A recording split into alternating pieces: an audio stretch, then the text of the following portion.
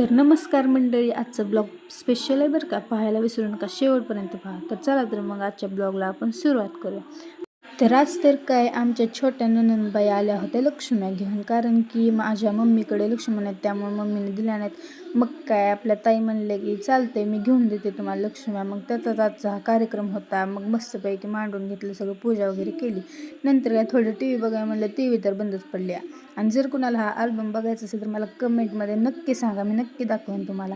मग काय वातावरण झालं होतं, आम्हाला जायचं होतं बाहेर, पण पाऊसच यायला लागला, तो पण सगळा मूड ऑफ झाला. मग काय तिकडून सुमित आला होता शाळेतून.